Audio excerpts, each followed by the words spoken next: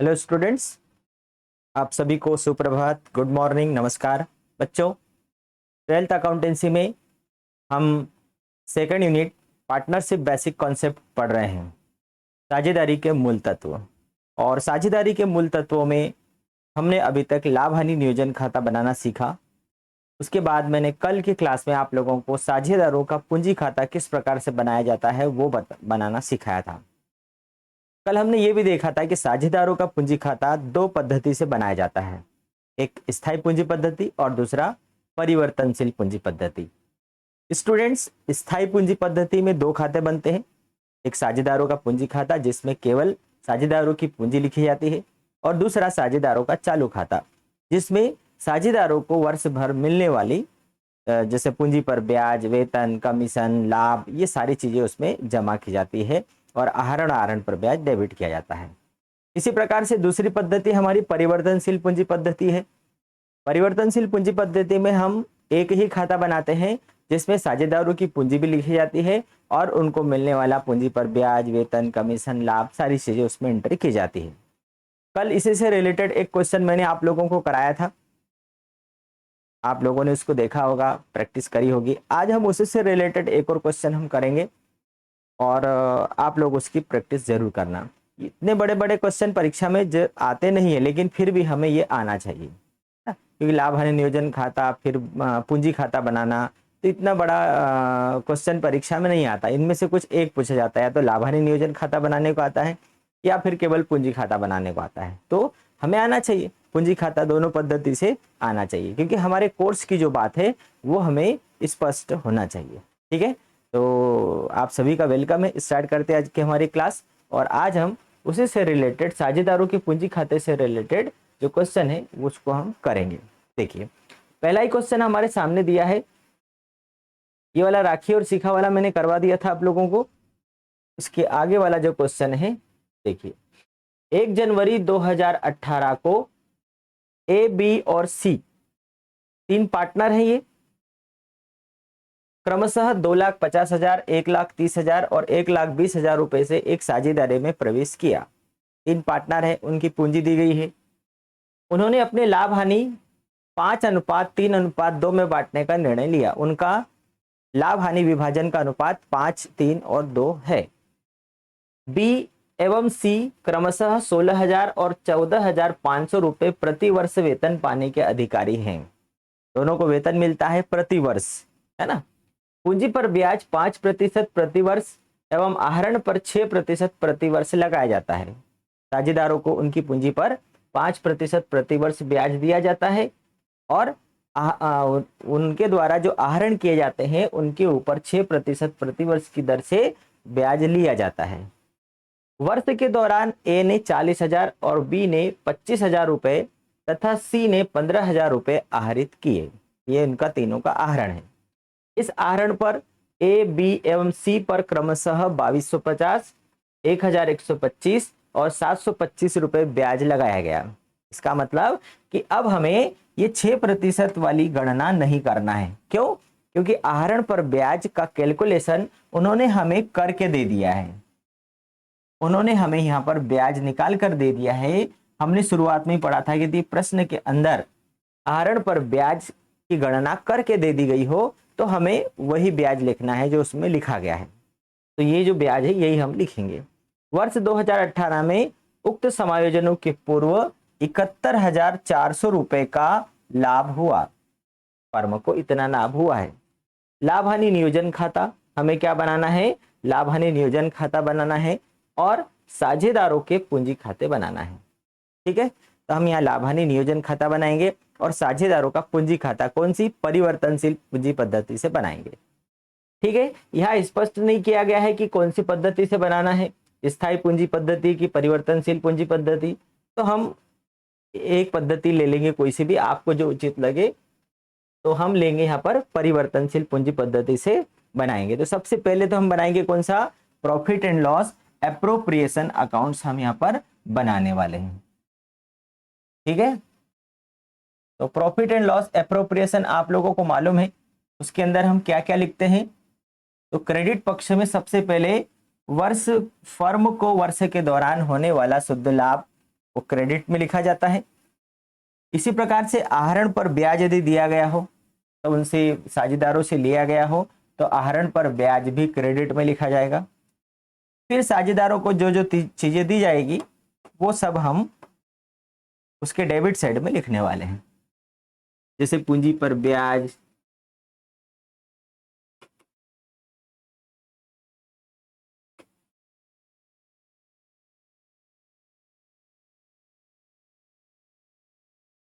Profit and loss appropriation account 31 December for the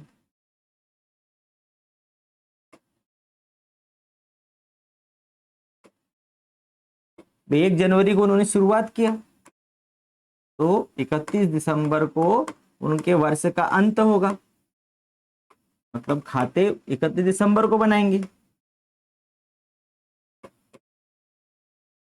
particular amount, particular और amount.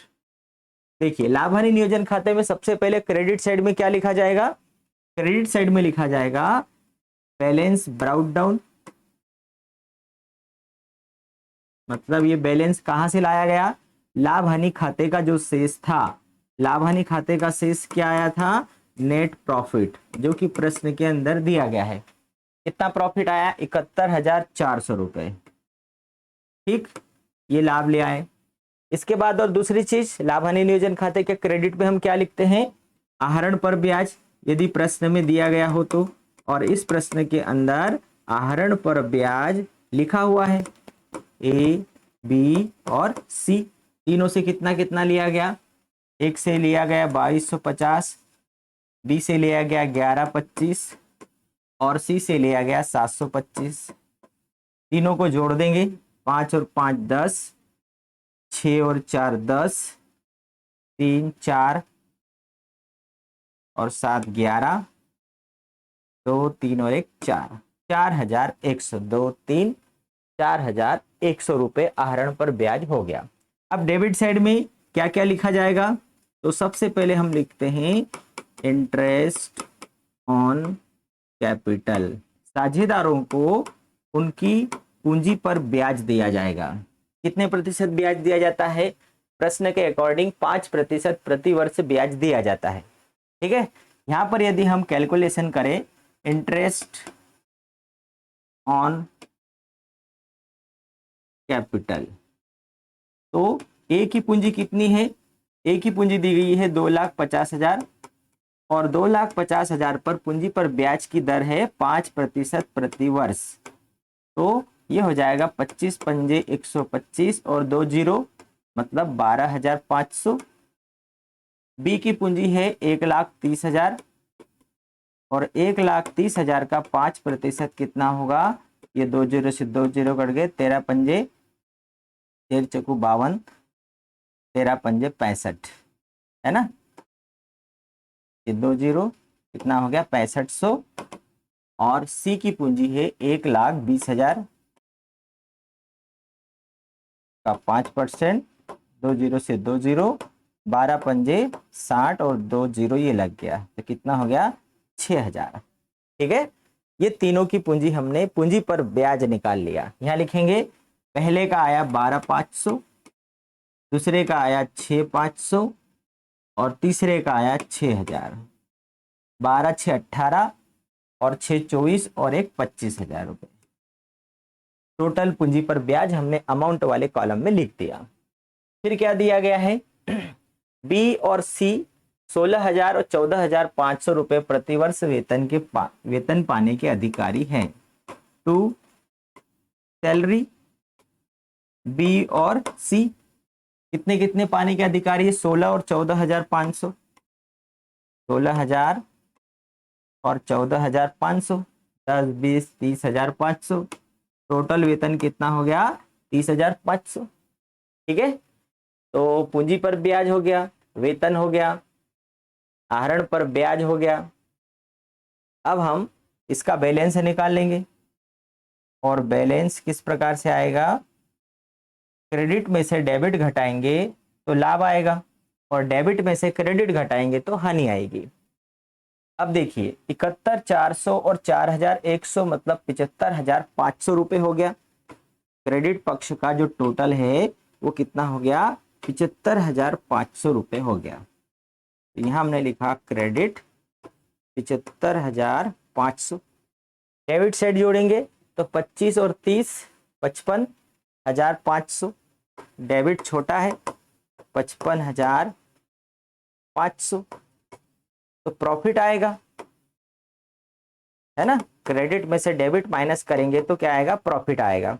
कितना आ रहा है, 7 में से 5 गया 2, 20,000 रुपए का प्रॉफिट आ रहा है। इसको हम यहाँ लिखेंगे और दोनों पक्ष बराबर हो जाएगा 75,500 और 75,500। ठीक है। अब ये जो 20,000 प्रॉफिट आया तो प्रॉफिट, इसको कहाँ ले जाया जाता है, ट्रांसफर टू कैपिटल अकाउंट। साझेदारों के पूंजी खातों में इसको हम ट्रांसफर कर देते हैं, मतलब कि ये साझेदारों के पूंजी खातों में क्रेडिट हो जाता है। ए, बी और सी। अब भैया ये जो लाभ है इसको हम यहीं बांट दें तीनों में, ए, बी और सी में इसको हम बांट देंगे। कौन से अनुपात में बांटेंगे, ए, बी और सी का प्रॉफिट शेयरिंग रेशो क्या है, वो है 5, 3 और 2। उनका प्रॉफिट शेयरिंग रेशो क्या है, 5, 3 और 2। यहाँ लिखते हैं ए अनुपात बी अनुपात सी, 5:3:2 प्रश्न में दिया गया है। ठीक है। अब हम जो लाभ आया, कितना लाभ आया, लाभ आया है 20,000। तो 20,000 में ए का हिस्सा कितना है, 5, और टोटल हिस्से कितने हो गए, 5, 3, 8 और 2 10। 0 से 0 कट गया, कितना आ गया, 2 पंजे 10,000। मतलब ए को लाभ में हिस्सा कितना मिला, 10,000। बी का कितना होगा, 20,000 गुणित बी का हिस्सा कितना है, 3 है, 3/10। ये 0 से 0 कट गया, 2 तिया 6,000। मतलब बी का हिस्सा कितना है, 6,000। और इसी प्रकार से सी का 20,000 गुणित सी का हिस्सा कितना है, 2, तो 2 दूनों 4,000। तो सी को कितना मिला, 4,000 रुपए। बी, ए को लाभ में हिस्सा मिला 10, बी को 6 और सी को 4,000 रुपए। इस प्रकार से हमने लाभ उनके बीच में बांट दिया। तो ये जो शुद्ध लाभ आया था, शुद्ध लाभ में आहरण जुड़ गया, उसमें से पूंजी पर ब्याज माइनस कर दिया, वेतन माइनस कर दिया, जो 20,000 लाभ बचा था वो लाभ को इनके बीच में हमने वितरित कर दिया, बांट दिया। किस अनुपात में, उनके लाभ हानि विभाजन अनुपात में। क्लियर। अब यहां पर हो गया हमारा लाभ हानि नियोजन खाता, एक पड़ाव हमने पार कर लिया। इसके आगे अगली स्टेप क्या है, साझेदारों का पूंजी खाता बनाना है। पूंजी खाता मतलब हमें यहाँ पर क्या करना है, 2 पद्धतियां दी गई है साझेदारों के पूंजी खाते बनाने की। और वो 2 पद्धतियां कौन सी है, एक तो स्थायी पूंजी पद्धति और दूसरा है परिवर्तनशील पूंजी पद्धति। तो स्थायी पूंजी पद्धति और परिवर्तनशील पूंजी पद्धति के आधार पर भी यदि हम बनाते हैं, 2 में से कोई सी भी एक ले लेंगे। हम एक लेते हैं, कौन सी, परिवर्तनशील पूंजी पद्धति के अनुसार साझेदारों का पूंजी खाता। ठीक, 3 कॉलम आएंगे, इसलिए हम इसको पूरा ही लेंगे।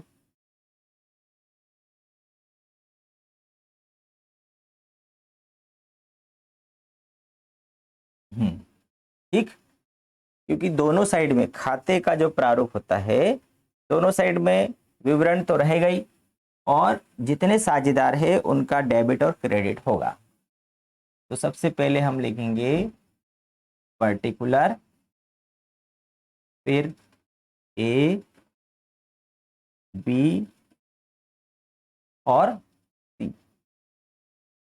ये यहां हो गया हमारा डेबिट साइड, ये डेबिट पक्ष हो गया कंप्लीट। पर्टिकुलर, चलो यहां लिखकर भी बता दो मैं, विवरण मतलब ये ए, बी और सी, ये पार्ट कौन सा हो गया, डेबिट साइड हो गया। और सेम हमें अब क्रेडिट में भी इतने ही कॉलम खींचना है। तो पर्टिकुलर विवरण मतलब ए, बी और सी। ठीक, ये भाग हो गया हमारा क्रेडिट। जितने साझेदार उतने कॉलम बनेंगे। ये पार्ट था हमारा डेबिट और ये वाला पार्ट है हमारा क्रेडिट। कौन सा खाता बना रहे हैं हम? पार्टनर्स कैपिटल अकाउंट, साझेदारों का पूंजी खाता।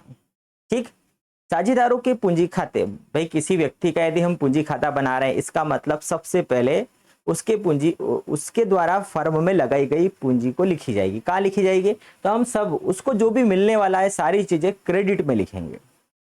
साझेदारों को जो भी चीजें मिलने वाली है, सबसे पहले तो उन्होंने व्यापार में क्या लेकर के आए? वो पूंजी लेकर के आए, तो बाय प्रवेश किया था, मतलब यहां पर वो कैश लेकर के आए। ठीक है, जब साझेदार पूंजी लेकर के आते हैं तो हम क्या एंट्री करते हैं? रोकड़ खाता डेबिट पूंजी खाते से, ये करते हैं ना, cash account debit to capital account. To capital account मतलब ये कैपिटल अकाउंट हो गया, कैपिटल अकाउंट क्रेडिट हो गया, और कैश अकाउंट डेबिट, तो बाय कैश। ठीक है, और कितनी लेकर आए? ये 2,50,000, क्योंकि उन्होंने इसी वर्ष ये व्यापार को प्रारंभ किया और इसलिए यहाँ पर कैश हमने लिखा। कई बच्चों को हो गया कि सर यहाँ कैश क्यों लिखा? तो भाई इसी साल उन्होंने व्यापार को प्रारंभ किया था, तो कैश लेकर आए। जिस वर्ष व्यापार प्रारंभ किया जाता है, जैसे 11वीं क्लास में हमने देखा था कि रमेश ने 50,000 रुपए पूंजी से व्यापार प्रारंभ किया। हम क्या लिखते थे? रोकड़ खाता डेबिट पूंजी खाते से, मतलब cash account debit to capital account. Capital account credit हुआ किससे? कैश अकाउंट से, तो कैपिटल अकाउंट बना रहे, वो क्रेडिट हुआ किससे? By cash account. ठीक है, ये पूंजी लिख दी सबसे पहले। अब उनको जो भी चीजें मिली है, क्या क्या मिला है उनको? सबसे पहले तो हमने लाभ हानि नियोजन खाते में जो लिखा था, वो क्या लिखा था? Interest on capital.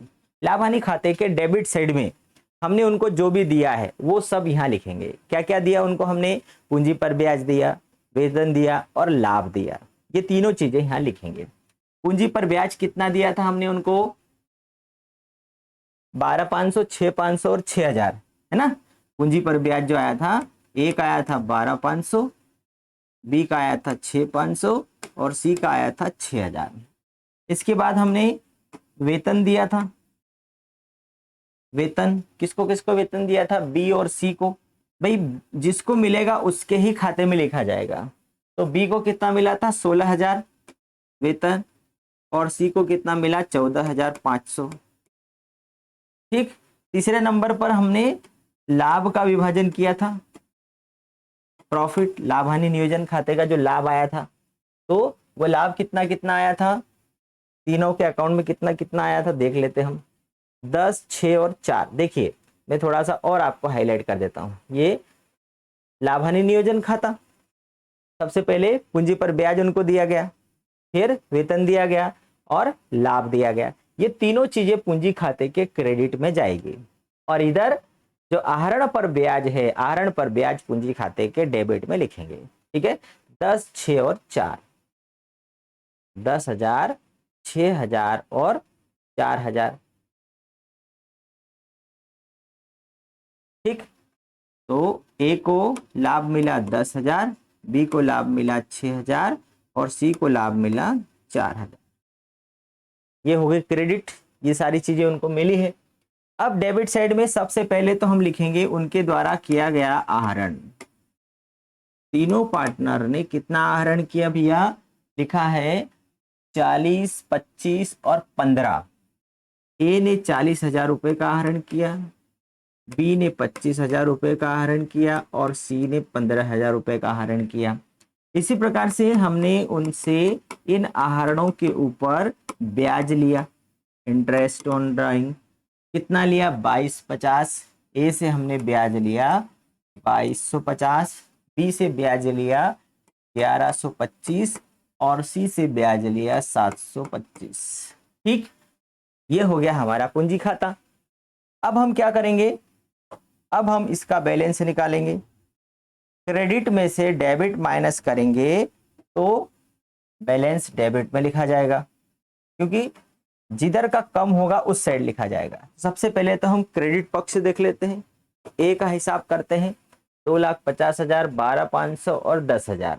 तो 50 और 10, 12, 62, 72, 2,72,500 ये ए के खाते का है। ठीक है, डेबिट, ए के खाते में डेबिट कितना है, 40 और 22, 50, 42,250, 42,250।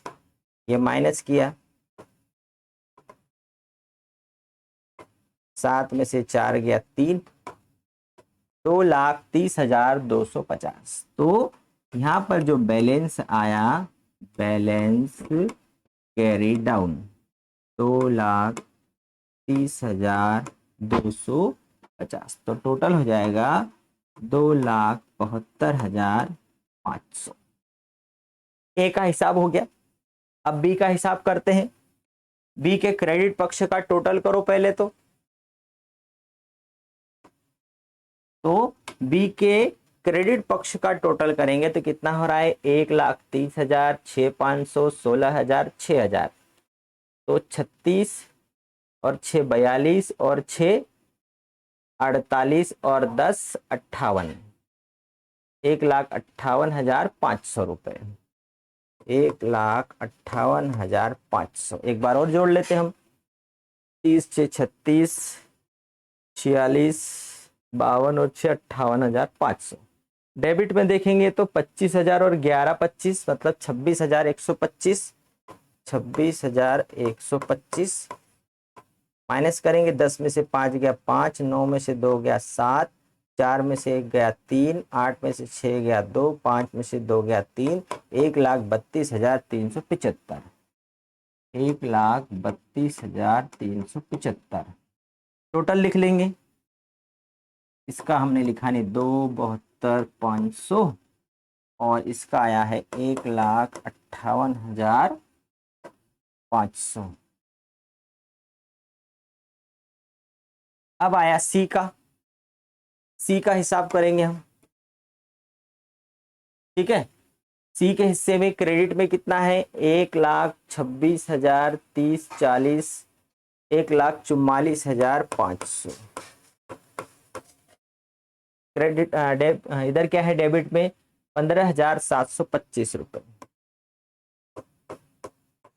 10 में से 5 गया 5, 9 में से 2 गया 7, 14 में से 7 गया 7, 13 में से 5 गया 8, फिर 3 में से 1 गया 2, 1,28,775, 1,28,775 टोटल हो गया 1,44,500, 1,44,500। ये हो गया हमारा अकाउंट्स कंप्लीट। ठीक, इस प्रकार से हमें साझेदारों का पूंजी खाता बनाना है। ये क्रेडिट साइड में क्या क्या आता है, एक तो पूंजी, पूंजी पर ब्याज, वेतन और लाभ। और डेबिट साइड में आहरण, आहरण पर ब्याज, और क्रेडिट में से डेबिट घटाएंगे तो बैलेंस बच जाता है। ये शेष ले जाया गया अगले वर्ष के प्रारंभ में, ये प्रारंभिक पूंजी हो जाएगी। ये वर्ष के अंत में ये अंतिम पूंजी निकल आई इनकी। ये वाली पूंजी कौन सी है, ये अंतिम पूंजी है। और ये वाली पूंजी कौन सी है, ये प्रारंभिक पूंजी है। ये वर्ष के प्रारंभ की पूंजी, उसमें ये सारी चीजें जुड़ गई, ये घट गई, तो ये कौन सी पूंजी आ गई, ये वर्ष के अंत की पूंजी आ गई। और हमने लाभ हानि नियोजन खाता बनाई, वो आप लोगों ने देख ही लिया। लाभ हानि नियोजन खाता किस प्रकार से बनाया जाता है। क्लियर है ये दोनों चीजें। चलिए इसके आगे बढ़ते हम, एक और क्वेश्चन देखते हैं।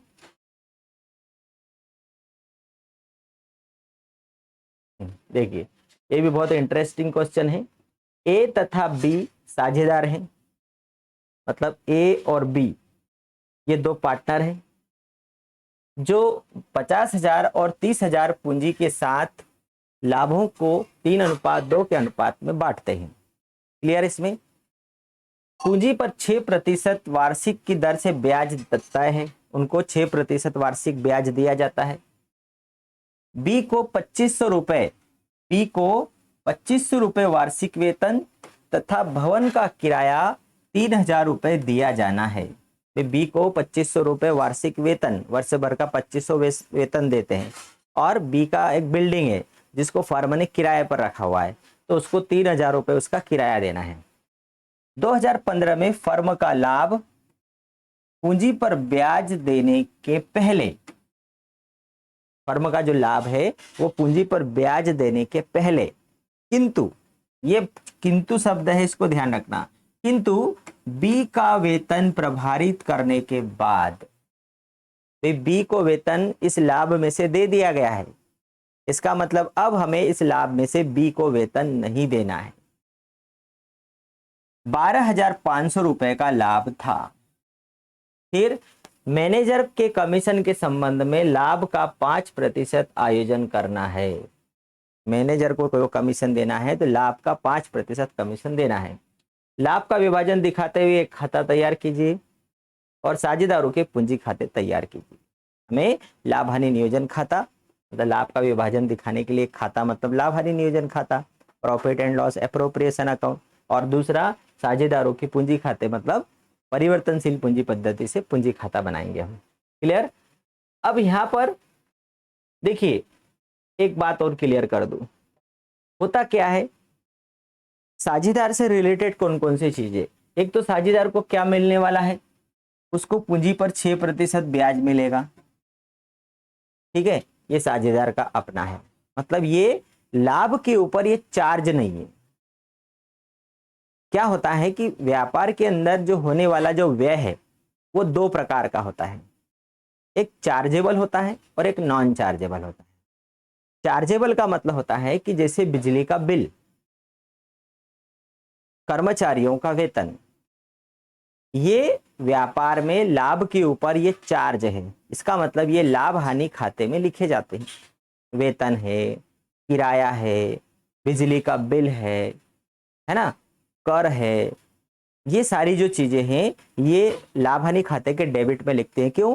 क्योंकि ये लाभ पर प्रभार है, मतलब प्रभार का मतलब होता है ये चार्ज है, ये मतलब ये कंपलसरी है। चार्ज का मतलब ये कंपलसरी आपको देना ही है। कंपलसरी का मतलब कि व्यापार में चाहे लाभ हो या हानि हो आपको इसको देना ही पड़ेगा। भाई कर्मचारी का वेतन, उसको आपके लाभ हानि से कोई मतलब नहीं, कर्मचारी ने काम किया आपको वेतन देना पड़ेगा। बिजली का बिल, आपको लाभ हो या हानि हो, बिजली बोर्ड को उससे कोई मतलब नहीं, आपको वेतन बिल भरना पड़ेगा।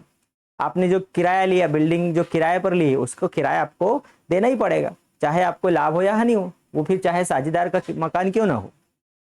तो ये जो यहाँ पर, लेकिन ये चार्जेबल हुआ, ये जो चीजें मैंने बताई ये चार्जेबल, मतलब ये कंपलसरी आपको देना ही पड़ेगी लाभ में से। लेकिन पूंजी पर ब्याज, साझेदारों को दिया जाने वाला पूंजी पर ब्याज, साझेदार को दिया जाने वाला वेतन, ये जो चीजें हैं ये नॉन चार्जेबल है, मतलब कि ये कंपलसरी नहीं है।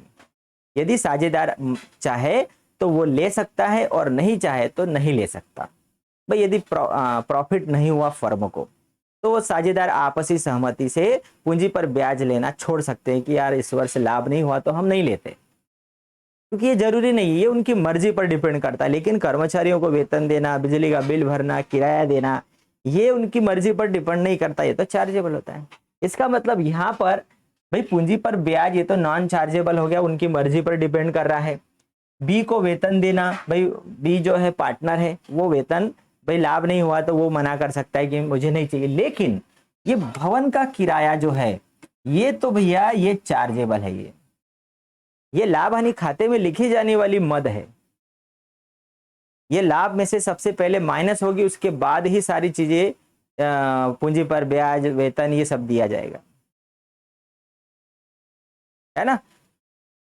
फिर पूंजी पर ब्याज देने के बाद वेतन प्रभावित कर और लाभ, कमीशन, मैनेजर का कमीशन भी चार्जेबल होता है, लेकिन वो क्या करते हैं उसको इसमें शामिल करते हैं, लाभ में से इसको माइनस किया जाता है। ठीक है। तो यहाँ पर कुल मिलाकर ये हुआ कि जो भवन का किराया है ये चार्जेबल है, ये देना कंपलसरी है।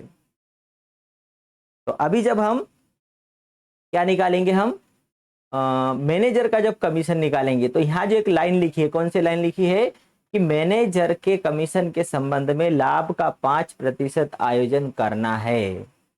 कौन से लाभ के ऊपर? मैं आपको जो फोकस में ले रहा हूं वो कौन से लाभ के ऊपर?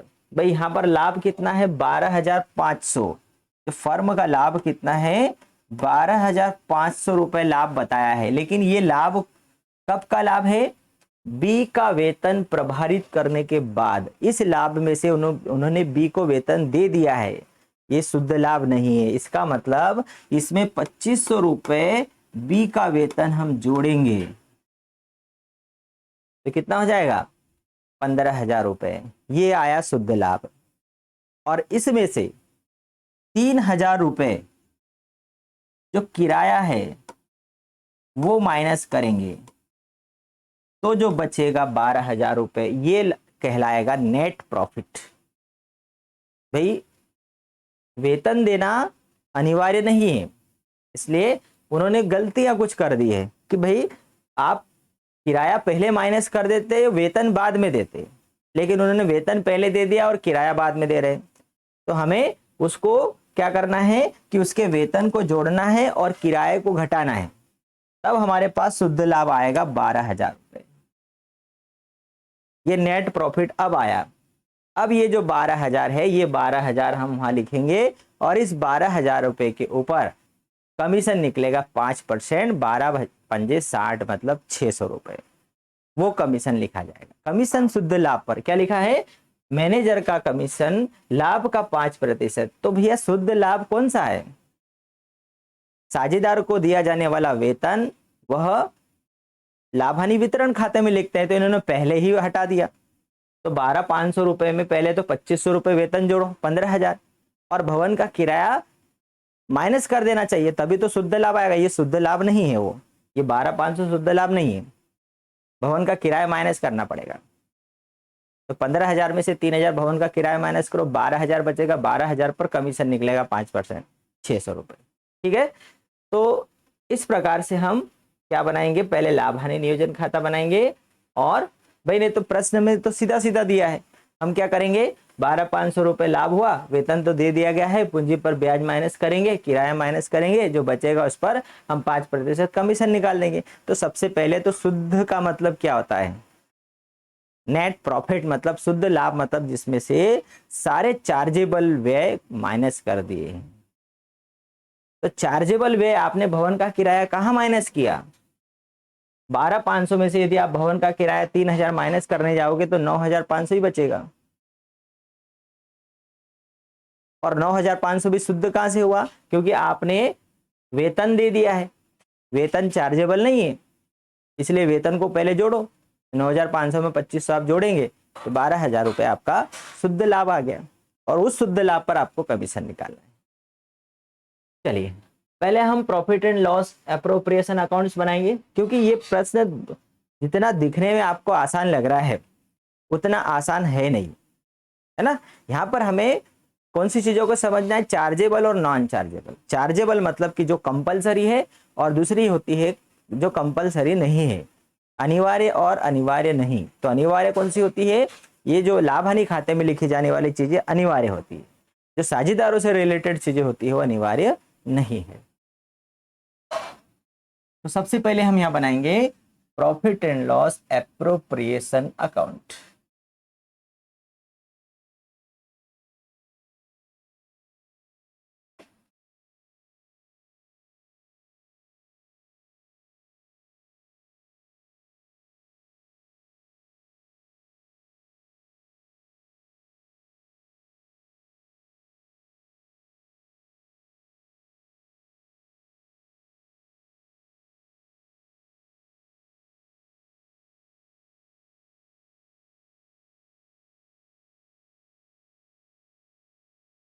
प्रॉफिट एंड लॉस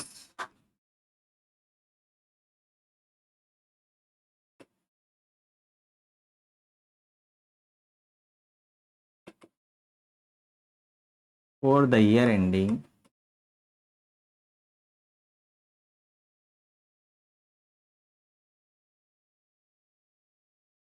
दिया है 2015,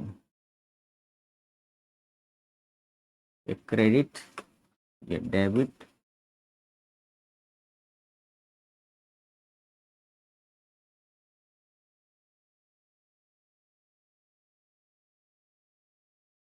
क्योंकि कई बार जो चीजें हमें बहुत आसान दिखती है वो होती नहीं है। सबसे पहले तो हम बैलेंस ब्राउट डाउन, लाभ लेकर आए, ठीक है। अब प्रश्न के अंदर जैसा लाभ दिखाया गया है हम वही लिख देते हैं, 12,500 रुपए। लेकिन ये 12,500 ये शुद्ध नहीं है, ये शुद्ध नहीं है। अब ये जो लाभ आया है ना, इस लाभ को यदि हम शुद्ध बनाना चाहेंगे, इस लाभ को यदि आप शुद्ध बनाना चाहोगे तो कैसे बनेगा? इसमें सबसे पहले तो आपने जो वेतन घटा दिया है उस वेतन को आप जोड़ दो, क्योंकि वो चार्जेबल नहीं है, वो गलत है। ये 15,000 हो गया। इसमें से आपको रेंट जो है, भवन का किराया, वो 3,000 रुपये माइनस करना होगा। अब ये आया आपका नेट प्रॉफिट, ये आया नेट प्रॉफिट 12,000 रुपये। इस 12,000 रुपये के ऊपर आप कमीशन की गणना करेंगे, 12,000 गुणित 5/100, ये 600 रुपये, ये कमीशन आ गया। ठीक है, शुद्ध लाभ के ऊपर कमीशन निकालना है। अब 12,500, यहाँ तो हमारा 12,500 दिया गया है प्रश्न में, हमने यहाँ रफ कार्य में निकाल लिया। अब भाई वेतन दे दिया गया है, सबसे पहले तो हम क्या करेंगे, interest on capital, interest on capital. तो कौन कौन है, ए और बी, ए और बी, उनकी पूंजी पर ब्याज निकालेंगे। 50,000 और 30,000, कितना ब्याज है, 6%, मतलब 5 6 30, 3,000 और 6 तिया 18, 1,800, ये हो गया 4,800 पूंजी पर ब्याज। दूसरा रेंट, किराया कितना दिया जा रहा है, 3,000 रुपये, ठीक है, 3,000 रुपये किराया हमें देना है। और इसके बाद जो बचता है वो है कमीशन, कमीशन टू मैनेजर, कितना आया, 600। कमीशन टू मैनेजर देख लेते हैं एक बार, 6% वार्षिक ब्याज, वेतन, किराया और मैनेजर का कमीशन, ठीक है। अब हम इसका निकाल लेंगे। भाई यहाँ पर हमने वेतन क्यों नहीं लिखा, क्योंकि वेतन उन्होंने पहले ही माइनस कर दिया है। ये जो 12,500 आया है वेतन घटाने के बाद है, तो वेतन घटा दिया है ऑलरेडी। तो 12,500, अब उसमें से पूंजी पर ब्याज दिया और किराया दिया और कमीशन। अब कमीशन कैसे निकालना है, कमीशन निकालने के लिए भाई कई बार बच्चे क्या करेंगे, सीधे सीधे 12,500 जो आया उसका 5% कमीशन निकाल लिया, 625, वो गलत होगा। आप ये शुद्ध लाभ नहीं है, क्यों, क्योंकि 12,500 में से उन्होंने वेतन घटा दिया, ये गलत है। तो पहले हमने वेतन को इसीलिए जोड़ा, 15,000 आया। फिर दूसरी बात, किराया जो है ये कंपलसरी चार्जेबल व्यय है, उसको हमें शुद्ध लाभ में से पहले माइनस करना पड़ेगा, तो इसलिए हमने 3,000 माइनस किया। अब ये आया शुद्ध लाभ, इसका 5% कमीशन निकाला जाएगा। तो ये 600 रुपये वहीं से आया, 12,000 का 5%, यहाँ लिख दूं मैं, 12,000 का 5%, ठीक। अब निकालो प्रॉफिट। अब शुद्ध लाभ जो आएगा वो हम बांटेंगे, 12,500 माइनस कितना आएगा, 4 3 7 हजार, 8,400,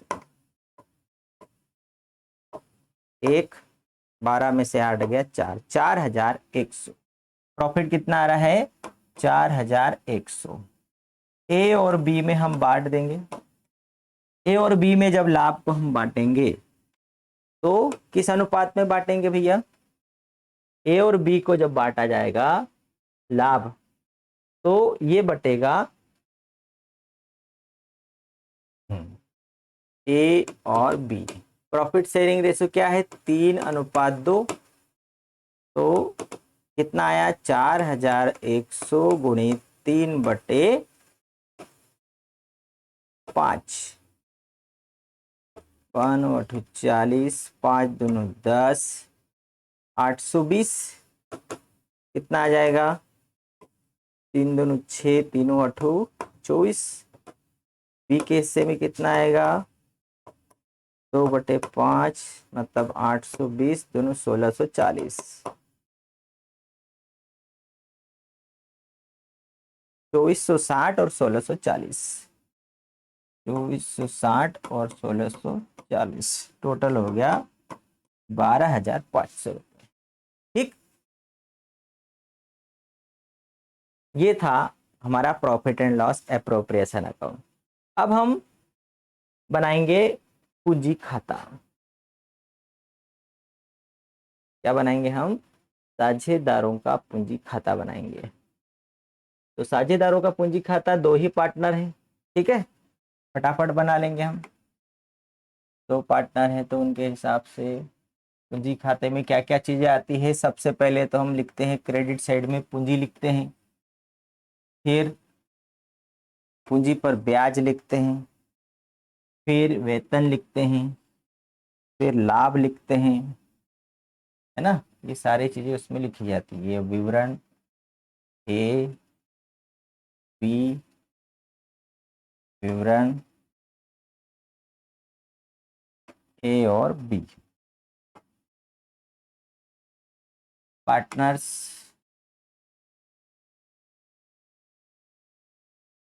कैपिटल अकाउंट,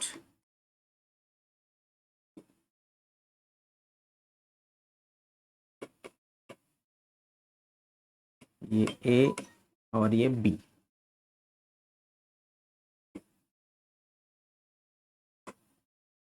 ठीक है, ये क्रेडिट साइड और ये डेबिट साइड। सबसे पहले क्रेडिट साइड में हम क्या लिखते हैं? By balance brought down. पूंजी का शेष 50,000 और 30,000। इसके बाद क्या लिखते हैं? इस पूंजी पर ब्याज, इंटरेस्ट ऑन कैपिटल कितना आया था? 3,000 और 1,800।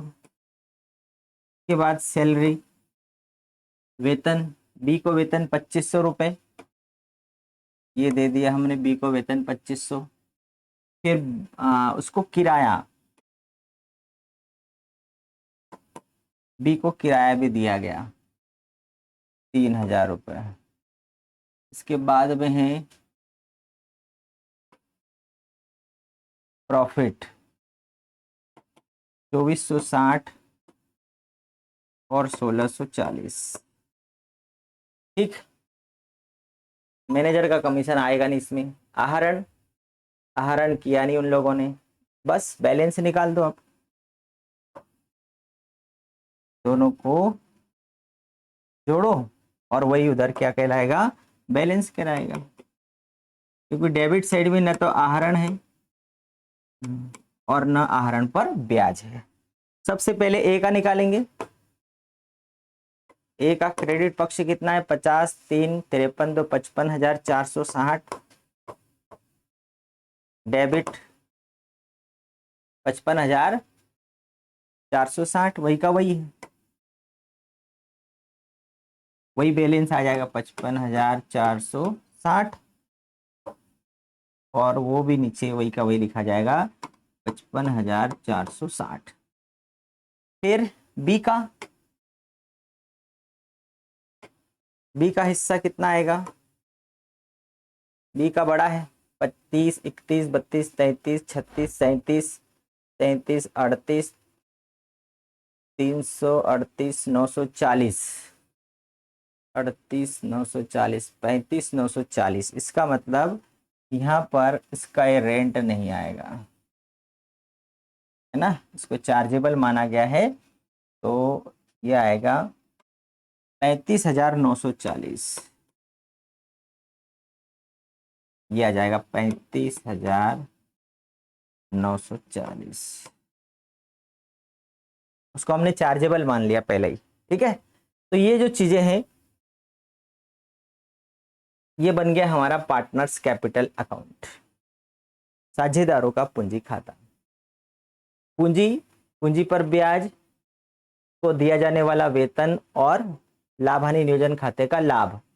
और इधर कुछ नहीं था, इसलिए यही जो शेष था, इधर का जो टोटल था वही उनका क्या बन गया, बैलेंस कैरी डाउन, वो शेष ले जाएगा। ठीक है, तो बहुत ही अच्छा क्वेश्चन था। आज हमने ये 2 क्वेश्चन किए। कल की क्लास में हम आगे लाभों का चरणों में विभाजन, अलग अलग प्रकार से लाभ को किस प्रकार